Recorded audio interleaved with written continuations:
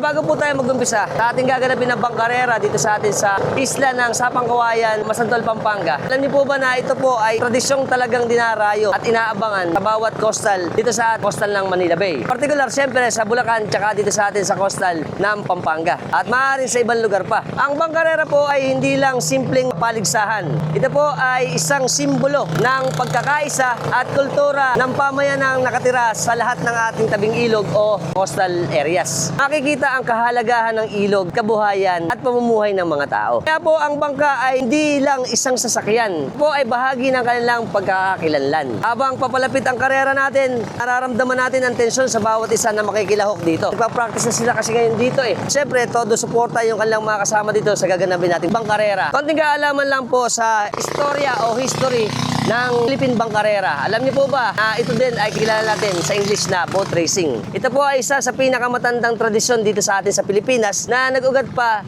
ng pananakop na pre-kolonyal. Ano ba yung pre-kolonyal? Ito po, bago pa dumating ang mga Kastila ay ginaganap na dito sa ating mga coastal at kailugan sa dagat ang ating ginaganap na bangkarera. Bago pa dumating ang mga Kastila, ihasa na ang ating mga ninuno sa paglalayag ng mga bangka.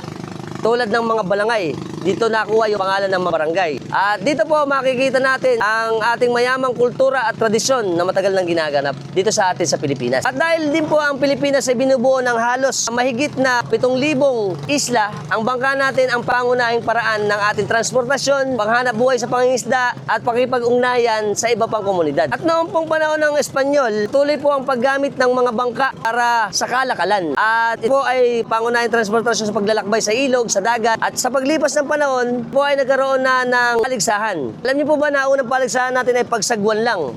At ngayon, gumagamit na tayo ng mga motorized na bangka para gamitin sa bangkarera competition. At syempre, pag dumarating po ang kapistahan, sa kasalukuyan po kasi ang bangkarera ay bahagi na ng maraming pista at cultural festival sa iba't ibang probinsya. Dahil tayo mga island, karamihan ng ating mga isla ay nagsasagawa bago ang kanilang kapistahan ay alay na rin sa mga patron at pasalamat na rin sa ating pang-araw-araw na biyayang natatanggap sa ating Panginoon.